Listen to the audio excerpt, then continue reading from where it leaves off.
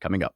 Mindset coaching, overcoming limiting beliefs, and the most important thing and action that you need to take to move you towards achieving your goals.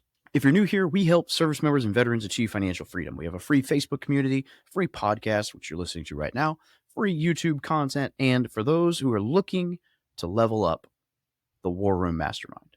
Now, Joe Moffett went from the Marine Corps to coaching alongside Tony Robbins. Now he runs his own mindset coaching business and does a lot of real estate investing as well. He and I got to spend a week together in Costa Rica 2 months ago. I really liked his presentation from that event because it took some mindset stuff and added it to made it more tactical and applicable towards business and entrepreneurship, which is something that a lot of mindset stuff does not always connect with. And so I loved it. So I asked him to come share his tips and tricks on the podcast today. And here we go. Welcome to the Military Millionaire Podcast. Joe, thanks for joining us today, brother. And I'm excited to be here with you and rock and roll. Yeah, let's jump right in. I'm going to ask you, I always start with like a kind of a like down the road question, and then we go back and tell backstories. So I'm curious, as you do a lot of mindset coaching and you do a lot of working with people, what would you say is the most common limiting belief that you see people struggling with? For entrepreneurs who are looking to grow and scale, I mean, I don't know too many people who look to start a business just to pay their bills and that's it. They always seem to want more, which is great. And like, that's the goal of entrepreneurship.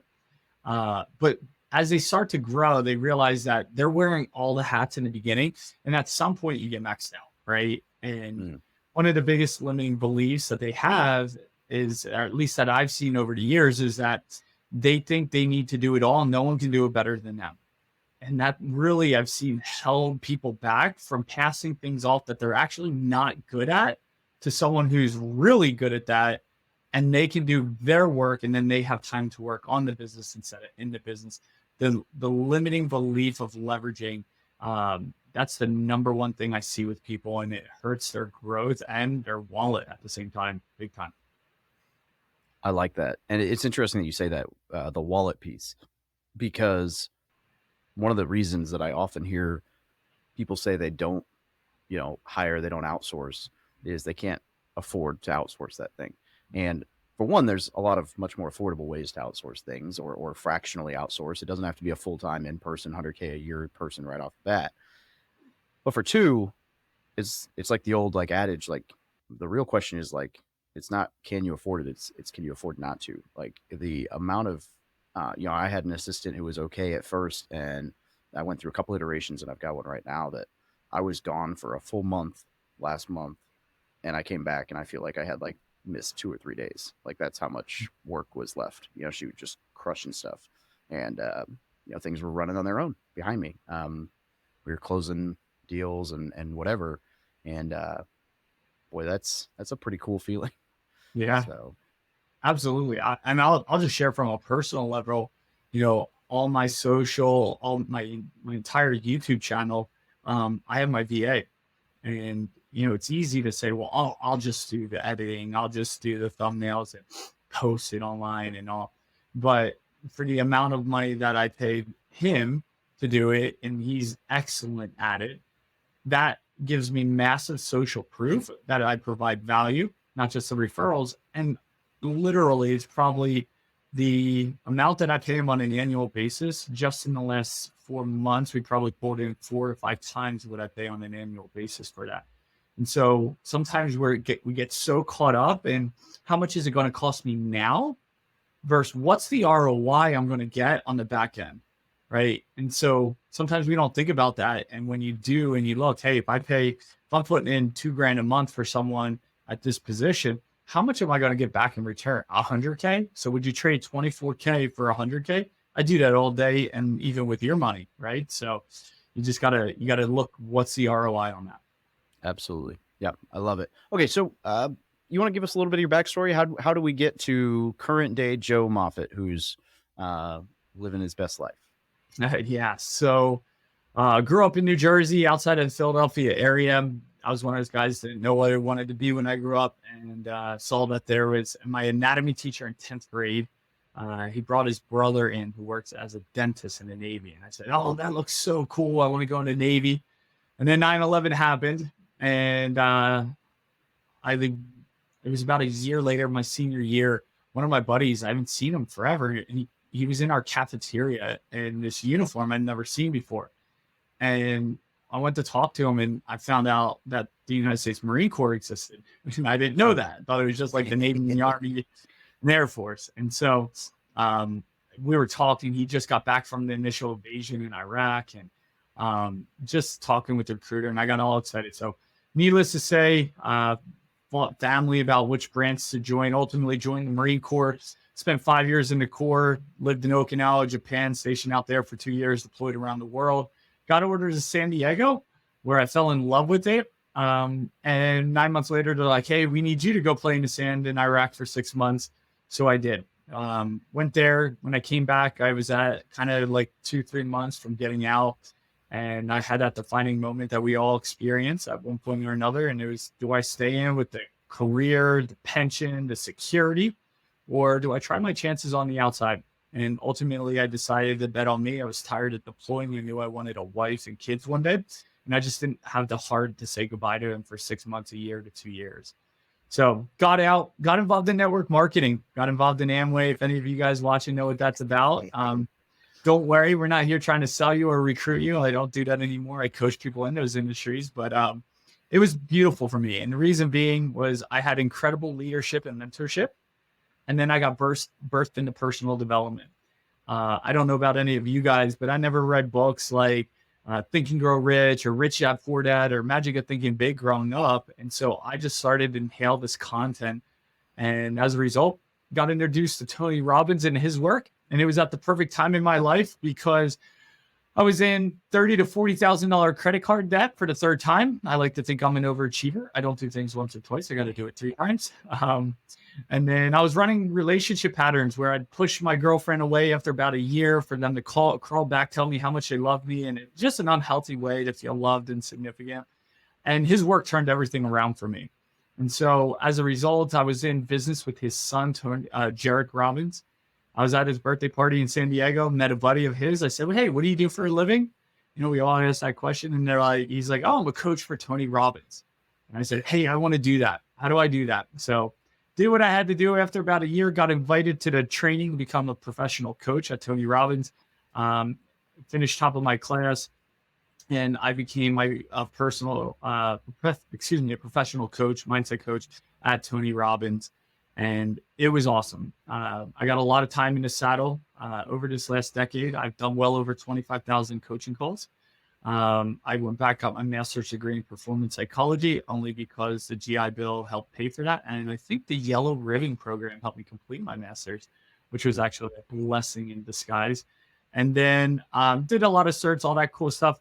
But as a result, after about almost 7-8 years at Tony Robbins, I started my own company. I met my wife at a Tony Robbins event in 2014. We got married in 2016. She became a coach in that time at Tony Robbins too.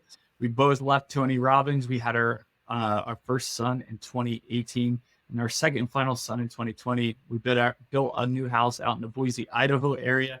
And now we do professional coaching for a lot of real estate investors. We also invest a lot in real estate ourselves. But our whole goal is to help people create financial freedom, kind of like what you're doing here, helping people create that next level in life. And so we do that through passive income and mindset. So that pretty much brings us to where we are today. A lot of great things. And I was just sharing with David before we jumped on that we're under contract for 2 acres out in the hills, the countryside as a legacy play for our family. So really excited about what's coming and who we're helping. So yeah, it's exciting. Boom. I love it. All right. So, a lot of moving pieces in there. What do you think going through like the training to become a coach to now, what has surprised you the most about being on the coaching side of personal development, that like something that you may not have anticipated learning or having to deal with? Yeah, good question. I don't know about many of you, but growing up, I never had anyone speak to the insecurities that I developed at a young age. And I see it now a lot, but I always put people on a pedestal. They were always better than me, and when I became a professional coach, the beautiful thing about it was I got to see kind of behind the curtains in people. On the outside, you would think they were, like a god, right? But on the inside, what's going on between here and here, there is a lot of work to do, right? It's like the outside of the house can look beautiful, but inside, if it's trashed, no good, right? There's actually zero value in that property if the inside is all messed up. All right, when we talk about kind of the metaphor of investing, if the outside's messed up, great, it's not bad. If someone can see the vision of it, but on the inside, if that's messed up, and I just seen that there's so many people that have it together that most people look up to, and they just really got their own stuff going on. It's not a bad thing. We all have it. But what really surprised me was how many people I thought had it together that actually didn't. They were hurting inside. They were bearing so much weight, carrying so much in their pack, like it weighed them down. And so being able to help people release a lot of that and clean up the inside has been one of the coolest things that I got to see. Yeah, that's a really good point. It's always surprising to me to the amount of problems that I think I have when you start talking about it with people, you realize like not only are you not alone, but you're probably not the worst at that thing. And so, prime example, I won't name the guy, but a mutual friend of ours in GoBundance, um, he and I first met at like one of the speed dating things they do, like at the very beginning of the conference. They'll be like, okay, find somebody you don't know, and you've got 10 minutes and like whatever. And we're sitting down going through the questions they ask. And he was going first. I'm asking him the questions. And it was like, what are you struggling with? And at the time, I'm struggling with like a flip that went super south. I'm probably going to lose 30 grand on it. It's taken way too long. I owe the private money lender his money back, all these things. And I'm feeling like, well, woe is me. This deal sucks. It's just such a drag. And this guy's like, we've lost, like $1.4 million in cash this year due to deals that went south. And, we're really trying to revamp our strategy and do X, Y, Z. And I'm like, oh, like not only am I not, not alone here, but this guy's done this probably 600 or 700 times more than I have and is Mhm. still struggling right now. And, Yeah. we had a really good conversation about it, but it was just so eye opening to me because from the front, I'm like, person has everything together, the same thing. And I run into that all the time with all kinds of deals. You open up, you become vulnerable with somebody about something, personal life, whatever. And you realize like, not only are you not alone, but often your problem's not nearly as bad as you think it is. It's all It's pretty cool. comparison, right? Like I don't like to compare to people, but your worst day is someone else's best day. They're dreaming, they're praying for your worst day. Yeah. And so many times we just get so caught up in fear. We always talk about the book, The Gap in the Game. We're so caught up in the gap that we never look back and say, look how far I've came, Mm. right? And looking at the gain in your life. And that basically boils down to the gratitude, right? Like, do you have a gratitude practice for where you are, where you've come from, the things that you didn't experience or that you were protected or sheltered from, right? And it's like, so anyway, yes, you're spot on, man. I love that. Yeah. Gratitude's huge. All right. So I let it off with a question about limiting beliefs. And when we hung out in Costa Rica, you gave a presentation to the group that was personally my favorite presentation. And Okay. one of the reasons for that is, a lot of mindset stuff is just woo woo. And it's like, okay, cool. Great. How do I actually do that thing?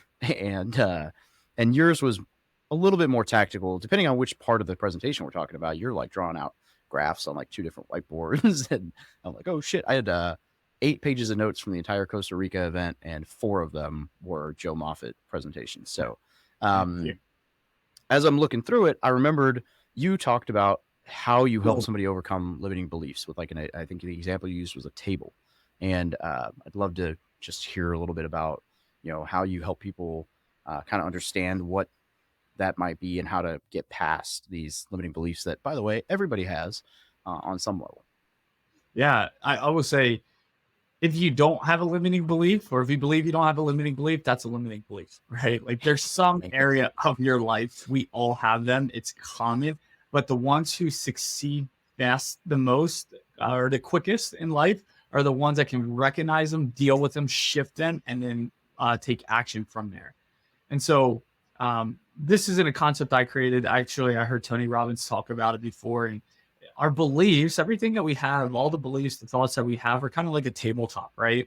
Mhm. And this tabletop is supported by references that happen in our life. The legs of the table are the references that we have, right? If you're like, man, I'm a loser, that's a belief that you have, right? Your brain's gonna look for all the times that prove that you were a loser. Look, she rejected you, the hot chick that you asked out rejected you in front of everyone, right? Or hey, you got picked last on this sports team. See, you are a loser. Or hey, you know what? You lost out on a deal. You lost 30 grand on the flip. See, you are a loser, right? Like, and our brain likes to pull these references, and that's what holds up the table, right? And so if someone like myself or a coach can come in and identify what those references are, but then automatically just come and cut the legs off, what's naturally going to happen if you cut the legs off of something? It's just going to Mm. fall and it's going to shatter. There's going to be no support for that belief. And then what's beautiful about that is, and that's really where the power of coaching could come in. And it's like a shameless plug here, but that's why power coaching has been so powerful in my life. I almost threw my wife away before we even hung out. If it wasn't for my coach eliminating the limiting beliefs and shifting my perspective, I would have not taken my wife out, and we wouldn't have the life we have today. Who knows where I'd be, but so what's beautiful about that is you actually, once the table legs are cut off and the beliefs shattered, you now can say, hey, what table do I want? What's the new belief that I want inside this house, right? Like sometimes I don't know about you guys, but when I was young in my 20s, just getting out of the Marine Corps, I was broke, and I could whatever furniture someone gave me, I put in my house, right? That I rented. And it wasn't nice stuff, but you know what? If someone, was hanging out and they broke the table, I could then go ahead and purchase something that I actually like, something that would fit my style and who I was. And I could go buy that. And it would be tailored for me. And so often at times we just take these limiting beliefs from other people or other references, social references, and we say, this is who I am, or this is my table now. And it's just BS. And when we can come in, cut the legs off, you can now say, what's the belief I want to believe about myself? I am a winner. I am powerful. And I'm not saying that in a cheesy, corny way, right? Like that's not, it's not just thinking positive. It's really saying, what's the program I want to install? What's the decor I want in my house that's going to be uniform for me to, I'll use military, to pass the inspection, to really be able to climb that ladder of success, to get promoted, right? And so that new belief, when installed, allows you to have way more success than the limitation that's kind of like a parking brake inside your head. So Mm. Boom. I love it. That's awesome. All right, we're going to jump shift a little bit. This is still mindset oriented, but another piece of your presentation was talking about vivid vision, which within my mastermind group, I just started to revamp the onboarding process to include like basically a requirement to do a vision, for yourself for the next 5-10 years in order to unlock being in an accountability squad. So everyone kind of speaks on the same language. And actually, we just had a coach come into the mastermind from Cameron Harold's Vivid Vision company and walk through that. And it was really good. But you had some thoughts on, why a vivid vision is so important and, at like a 30,000 foot view, kind of how to craft that. And I just figured I'd ask and let you share with the audience because, man, I've always struggled. Like when I first launched the community, I had no idea what this was going to be. I was just documenting whatever. And so I never really had a vision. I kind of had a vision, for like, oh, I want to buy a car and I want to buy more real estate and I want to have a great sex life and have, a wife and kids and all the normal shit. yeah. But I never like had clarity on what 3 years from now my community would look like or what I wanted it to look like. And, it's just recently that I've really sat down and kind of figured out how to struggle my way through that and come up with something clear. And so, yeah, just curious, if you could share a little bit about why you think that's so important and how it works to build something like that out. Yeah. Well, first, before we go any further, what I will say to everyone that's listening to this is your environment's the most important component of your success. Outside of you and your mindset taking action, your environment plays a massive role. Most people, especially military, especially when you get out of the military, you go from this brotherhood or sisterhood to just me, right? You go from like feeling like a hero with this community and tribe to a zero. And the best thing that you can do is be part of a community. And I really honor you, David, for what you've created, right? Like you're just like, hey, I just want to see where this goes. Let's put something together. But, you've created something special here in a niche of people who, quite honestly, we all serve our country, but sometimes our country doesn't serve us, especially when we get out. There's people that do care, but other people, we just see there's disrespect, there's no honor, nothing like that. And you just created an opportunity for people to get out of, the military and plug into a powerful community that's moving forward. So any of you that are listening, if you're not part of this community, I highly encourage you to, because not only will you get like-minded people here, but David brings in the best of the best, right? Like he just talked about how he brought someone in from the vivid vision, and you get different perspectives and you get different key ingredients that only the things that you need to kind of put the pieces of the puzzle together for you get that here. So I would highly encourage you to do that. I honor you for what you're putting together here, man. So great job. Appreciate you. You got it. All right. So as far as the vivid vision, yes. And when we were in Costa Rica speaking about this, I believe in God, and I believe in the Bible, it says a man without a vision shall perish, right? And vision is something that allows us to have hope for where we're going. So many times I've just seen people and myself included, I speak to me, or the old version of me in the past, where I would just float and just wherever the wind takes me, right? You're like a leaf falling off the tree. It's fall time as we're recording. I'm watching the leaves fall off, and it's just the leaves just go wherever the wind takes you. Unfortunately, that could be in the gutter, in a pile of crap, right? Like it can lead to a lot of bad places, and it can lead up to some good places, but the probability of it going somewhere not good is higher than good. So why would you take that chance with your life? So I started to talk out with this, and if you're taking notes while you're listening to this, I encourage you to write this down. But if you're not 100% clear, you're 100% unclear, right? Think about it. If someone, and we'll give a military analogy here, if someone had held hostage your family member in a commercial building full of windows, and you could see them, you're in the building across, and you have a sniper rifle. Now, we know the rifle can take out that, the one who took your family member hostage. But as you go in and you look through the scope, if it's fuzzy and they're standing next to your loved one, what's the percentage or the probability that you're going to pull the trigger? If it's blurry, probably not going to take that shot, right? But if you can set it, that's right. If you can get it super clear, like 100% crystal clear, you now have the ability to get a great shot to get your family member back. And so I know it's a silly analogy, but the more clear the scope in your life is, the easier it is for you to succeed. It's like you're willing to take those shots quicker and faster. So I always tell people, you know what? We want to start with a 10-year vision. Like, where do you want to be in 10 years? There's no right or wrong answer, but you just want to kind of start getting things out there.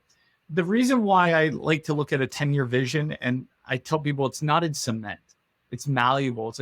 It's a map. It can change, right? Like a lot of people here invest in real estate. It's like you can buy land and it looks one way, but a year later it's going to look completely different once it's developed, right? The map can change. It could be a dead end and then be open to a road a year later. So just writing out, like, what does that life look like at 10 years? And getting really crystal clear. That I really encourage clients. I'm actually working with someone from Costa Rica around their vision, and we're getting so detailed about it. And the reason being is because the more detailed, the more exciting it gets, right? The more, like, if you're watching TV and it's blurry, and you're watching like your favorite sport, it's the Super Bowl and it's all blurry, you're not going to get excited when you can't tell what's happening. But if you can get it crystal clear, you'll be way more excited. Yeah, it's going to change, but you'll be excited. So you get clear on what that is, and then you can reverse engineer your goals or your vision to 5 years, 3 years, a year, 6 months, a quarter, a monthly, a weekly, and then even down to a daily. So there's no guessing like a leaf floating in the wind. You have a decisive map that's going to get you there, right? And as the military, when we deploy, we have a mission, we have a map of where our objective is. And we have a plan on how we're going to get there. But I also believe in we got to have plan B and C. I'm not doing it from a position of fear. I'm doing it from a position of conquering, because my goal is to achieve that mission. But it might not look the way I set out to, because, hey, you might have a goal to have 100 doors in the next 10 years. And all of a sudden you got you go and you get 2 fourplexes in this next year. You're cash flowing $5,000 a month. You do it again the next year. Now you're at 10 grand a month. And all of a sudden you're like, hey, you know what? I'm talking about private equity or, pulling in, raising capital. And all of a sudden you meet one day and they're like, look, I'm trying to sell 80 doors right now. And I'll give it to you. If you buy them all, buy them at a discount for you. And it's like 90 cents on the dollar. And you're like, oh my gosh, I could take advantage of this. And all of a sudden now you're at 88 doors or 98 doors, whatever it is. And you're right there and you've done it in 3 years versus 10. But I like to look at all areas of life. It's not just your financial, right? It's not just how am I making money? It's your health. What does your health look like? What does your relationships look like? And I'm not just talking about with like your girlfriend or boyfriend or your husband or wife. That's included, but like with your children, with your friends, like what do those relationships look like? Do you have relational equity with people? Your time management, your fulfillment in your life. How fulfilled are you in what you're doing? So you want to look at the kind of the wheel of life and get clear in all these areas so you can reverse engineer them back all the way down to what do I do? What's the habits on a daily basis to start moving me there? Because you'll find, and when it's funny, people tell me come into coaching, they're like, I want to be here in 10 years. I'm like, sorry, I think we're probably going to get there in less than 3.5. And they're like, yeah. And it's like, yeah, let's work on terrible. So, yeah, exactly. And I hope you tell your Costa Rica friend that in his vivid vision, he can afford to eat some pizza and save some abs for the rest of us. That dude, I'm assuming that you're talking about our mutual friend who's actually a war room member. I had not met him in person until Costa Rica, and I was like, damn, dude, you hit the gym? But all right, cool. So that's awesome. Really, there 2 or 3, I guess, remaining questions that are really just things from your presentation that I like to highlight. One, and this is probably really, really, really short answer is, should you focus on improving your blind spots, weak spots, or should you focus more on playing to your strengths? So I know people are always like, ooh, I'm struggling here. Let me spend all my energy working on that. And I think you had a different take. Yeah, I think the answer is yes to both. And so what do I mean by that? This is what I said in Costa Rica is everything's about context, right? Hey, work on your strengths, right? And then you hear, hey, work on your weaknesses. Well, the context matters, right? If you tell a rookie going into the NBA to work on his strengths, the defense is going to expose all his weaknesses. He's going to be out of the league. And literally over the course of his career, it could cost him hundreds of millions of dollars because he took a belief and ran with it. And it was wrong advice. But in business, if you focus on your weaknesses, you're going to be average at all the things, marketing, hiring, scaling, right? Like you'll be good, but you'll never be great. Yep. So in business, I believe that you should work on your strengths and outsource your weaknesses to someone who has strengths in that area, just like we talked about earlier. Because then you have people who are only working in their zone of genius, their strengths, where they feel the most power, excitement, and joy. And that is going to allow you to scale so much faster than if you have to work on things where it's a grind for you and you're going to have the parking brake on. It's hard to win a race when the parking brake's on. So I always encourage, if it's sports, yeah, work on your weaknesses. If it's business, work on your strengths and outsource your weaknesses. So that's where I'm at. Yeah, I know I've been leaning more and more into that this year after reading 10X is easier than 2X. And I'm like, man, life is going much smoother right now than I kind of thought it would be. Can I just throw something in that you just said there? I threw a book, you threw a book. So success leaves clues. And that is reading helps, right? Reading or listening. I'm a listen guy. I'll listen. I'll cut my own grass and I'll go through an audiobook in that whole process. It's not that I can't afford to outsource my grass, right? It's my third child. I like to, it gives me peace, gets me audio time. But I always tell people all the time, I'm like, if you feed your brain more than you feed your body, your life would go an entirely different direction. Most people just take in, I'll listen to a book, and they're doing other things, which is fine, like cutting the grass. But what are you taking away and what are you implementing? Right? Because that changes the way you think. And the more good you can pour in here, when the pressure of life comes, it's like a sponge. When squeezed by the pressure of life, what comes out? And we have 70 to 80,000 thoughts a day. Most of them are recycled, in this whirlwind that's happening to us of everything we need to do and accomplish, where we are, where we're not, who we are, who we're not, insecurities, all that. And it's like, why not pour something good in? So I literally, when working with people, I literally have them commit to listen to 30 minutes of audio a day. And then when it's time for a call, they fill out a form beforehand, and they got to teach me 1 to 3 things they learn from it, because you don't understand something until you can teach it. We can hear it all day, but if you can't teach it, you don't know it. And how you really know is by doing it. And then you can really teach it. And hopefully, and I say this in a humble way, hopefully you guys see that everything I'm talking about is already within me. I'm not trying to read a script or, what's that saying there? Like, it's in me because I live this stuff, right? And David's the same way too. So I encourage you to spend 30 minutes or more pouring in, so that when life squeezes you, when the difficulties of business and real estate squeeze you, you have something good coming out, because most people, they don't do that. And that's what changes the game. And I'll leave it with this. I think Yahoo did a study that, like, the top 500 CEOs in the Fortune 500, like 92 or 96% of them read like a book a week. So anyway. Yeah. What's the old adage? Not all leaders are readers, but all readers are leaders, or maybe something like that. Or not No, all you're right. readers are leaders, but all leaders are readers. I have it on my son's wall in their bedroom. It says leaders are readers above their bookshelf. And it's true, man. It really is. And I will say this. I think Alex Hermosi says this, but I've always believed in it. He just put words to what I thought. And that is, don't read a ton of books one time. Read one book a ton of times, right? You'll ingrain it more until you own it. Anyway, go for it. No, I love it. Yeah, I do. I'll listen to like a book on audio, and I listen at like 2.25 speed, 2.5 speed, like rabbit speed. And then what I do is, people are like, "Oh, you can't absorb everything." I'm like, dude, 80% of the books that I flip through, I needed like 1 or 2 nuggets out of, or half the time it's like you get through 3 chapters, you're like, I know where this book's going, I don't need it. But then if I like the book and I'm like, I want to get more out of that, I order the physical copy, I read it and highlight it, and then I read it a third time and I just read the highlights. And great. I love it. Great stuff. Also, as far as affording a landscaper, you just need my landscaper. For anyone who's not heard this ridiculous story on the show, I moved into this. This is my office with an Airbnb above it. 2.5 years ago, almost now.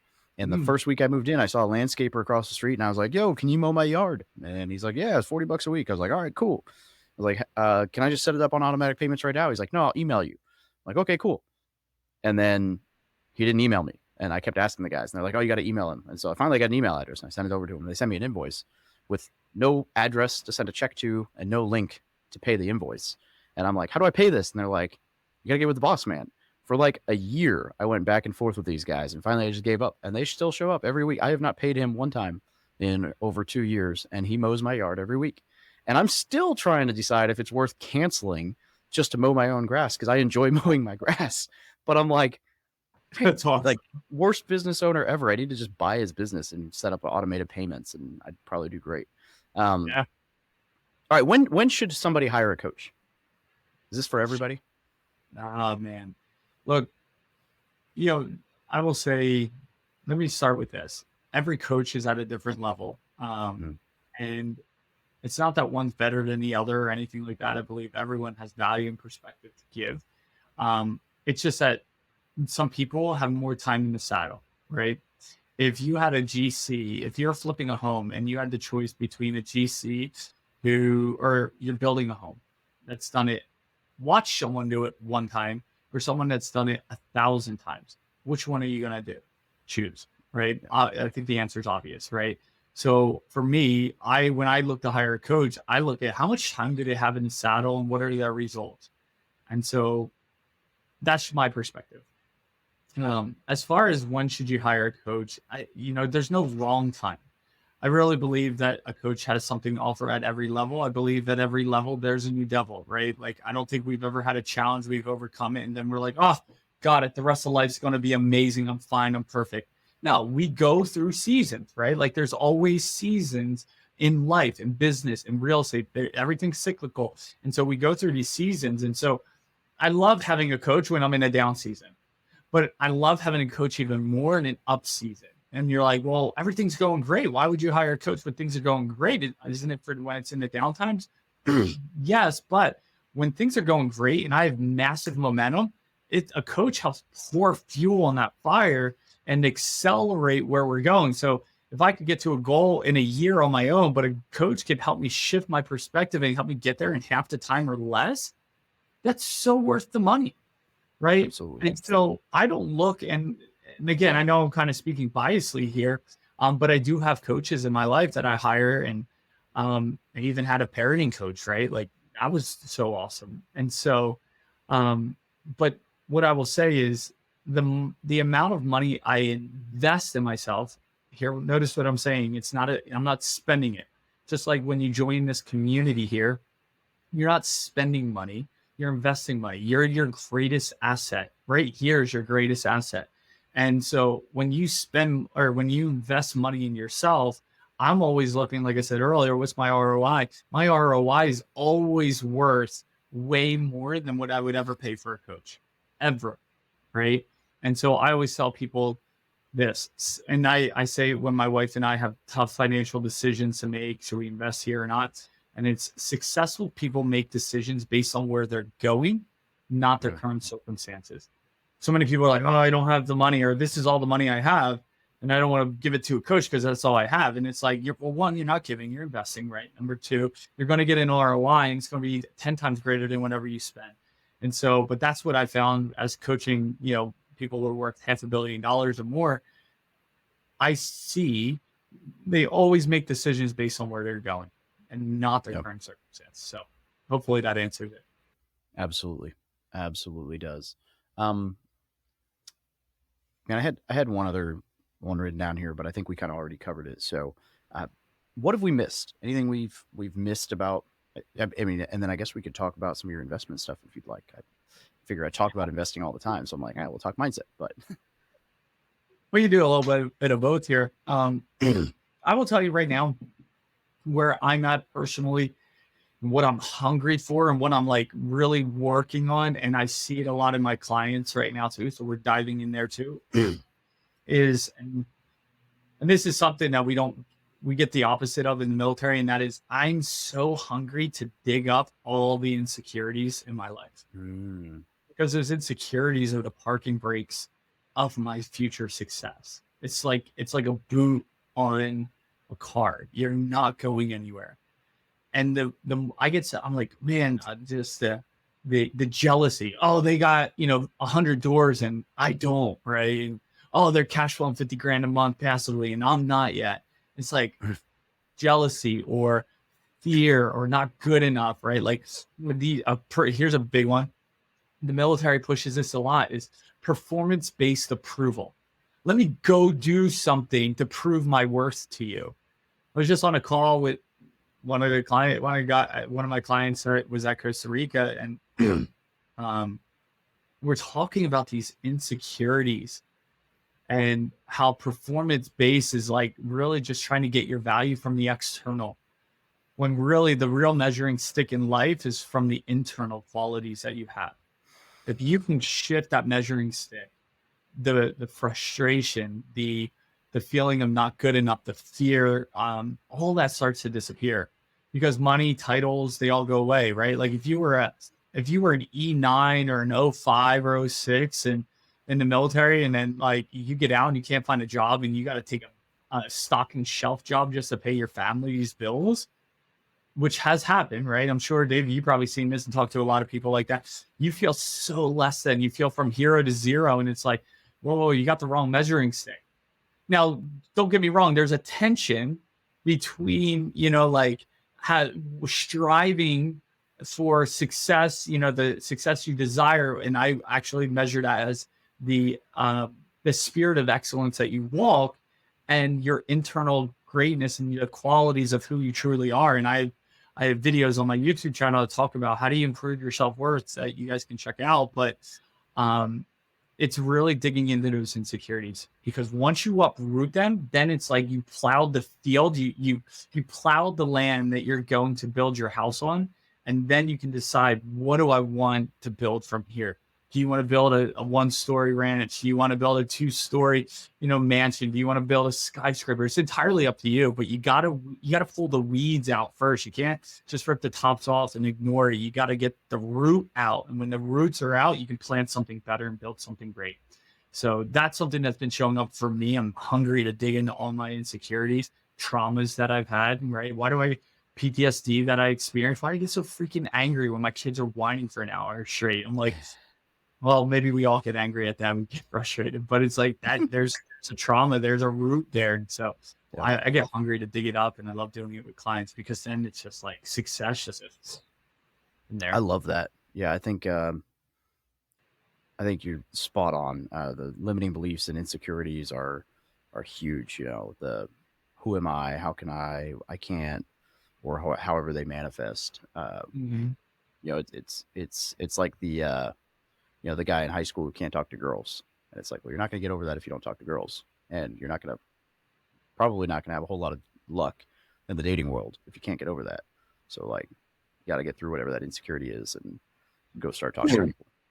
Well, Okay, I'll so throw that real quick. Just, yeah, confidence is built by action, right? And so, yeah, you got to go talk to 100 girls to build that confidence, right? And, here's a silly mindset shift. I think I said it in Costa Rica, but sometimes you know what to do, right? You have the mindset, you're just having fear stop you. And fear is like it's like a puppy gate that you can easily knock over, but you don't. But you just got to JFDI it. Just freaking do it, right? Like sometimes you just got to go after what you want. You have all the tools, the strategies, the mindset. Is there that puppy gate of fear? You just got to JFDI it. So anyway, sorry. there you go. All right, so we got 5 questions that this is a new segment. I just started doing this like 4 episodes ago that I call the debrief. And normally one of those is that I pull a question from the Facebook group, but there was not a single like mindset related question in the Facebook group. So we're going to skip that and say, if you're in the Facebook group, if you asked better questions, you might've been featured on the show. No, I'm just kidding. So what's the dumbest thing you've ever purchased? Oh, wow. Yeah, these are random questions. You're welcome. The dumbest thing I will say the dumbest thing I ever purchased was I got out of, I did the opposite of what a boot does when they get in, but like I got out of the Marine Corps, and I bought a 325i BMW because I wanted luxury when I got out. I sacrificed deploying, and I could have used that money to invest in a property or something, but I bought a liability. So yeah, that was probably the dumbest thing I've done. Purchase. There you go. What would you consider the smartest purchase? My wife's wedding ring. Good answer. I like that. All Seriously. right. Wife's a ball. So she's straight up a ball. But yeah, I know I've heard you talk a few times about how solid the decision to actually date her was in your life. So, which is a cool kind of story behind all that. The fact that there was like an insecurity there and a lot of other stuff that you had someone point out, so you recognized it, and like talk about a proof source. Name a book, podcast, or some other resource that made you into a better leader or investor. man. I mean, I'm sure people are going to say Bigger Pockets as an investor. But look, I'll say I'll go with a couple books that really stuck out to me. Number one is the Bible. I think all personal development actually comes from the Bible. So that's just my personal belief. Take it or leave it. That's fine. But I love Michael Singer's work, The Untethered Soul. I think that book is profound for mindset. The cliche, think and grow rich, but those principles in there are timeless. And sometimes we get so satiated with the titles of these books that it devalues the value within them. So if I can listen to that, and then the last one is just from a mindset perspective, is a book called Outwitting the Devil. If no one's ever read that by Napoleon Hill. it's such a great mindset shift, whether you believe in God or not, and the devil and all that. It's a great mindset perspective book, but in a story fashion. So those are three books that are The really story behind that book is so interesting too.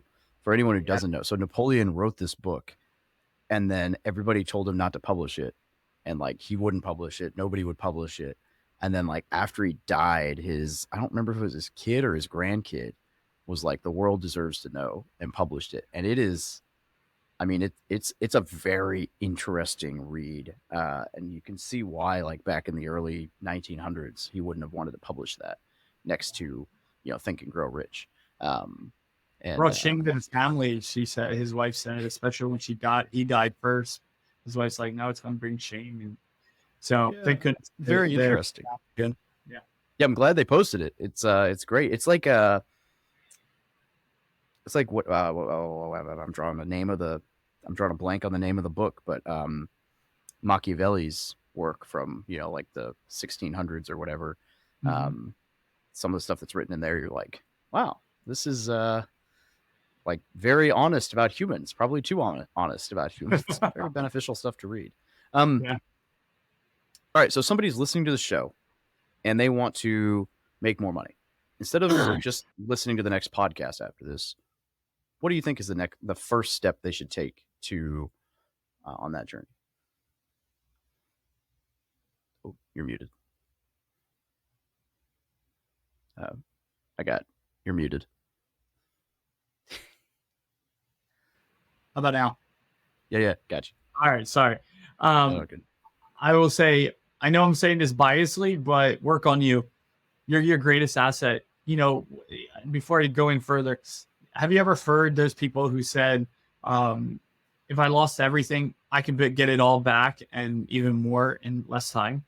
Yeah. And the reason is because they know who they are. They're confident in who they are. There's no insecurities of fear, not good enough, lack, or doubt, or any of that. They've worked through all that. And it's not because of the money. It's because of who they know they are and what they can accomplish. Strategies come and go, right? If you tried to build a website like you did back in 2008, right? Backlinks, you'll get nothing because the strategies change. Facebook ads strategies have changed. So strategies are great, but the psychology is what makes people confident. So what makes them powerful. So if you can work on you first and you feel like you're bulletproof, you can go get any real estate strategy, any stock strategy, and win with it. But if you go get a strategy and you're fearful, doubtful, and lack of confidence, you're not going to be able to do that. Yeah, I think that's a great answer. And I guess the last question I got for you is, so if where can people get a hold of you? Yeah. So if people want to get a hold of me, they can reach out at masterlifebydesign.com. You can go reach out personally on Instagram, the Joe Moffett, or you can go ahead and subscribe at Master Life by Design on YouTube. So that's where I put out a lot of my free content too. So beautiful. Joe, thank you so much for joining us today. Yeah. It's been really good. I think there's been some really good advice. And I look forward to pointing people towards you. Whatever I can do to help you, the community, or any of you guys listening. But if you're not, get plugged into this community because environment is everything that accelerates your success. So, David, appreciate what you're doing. Thanks for having me. And thanks for listening, everyone. Absolutely, brother. Have a great day. You too. See you.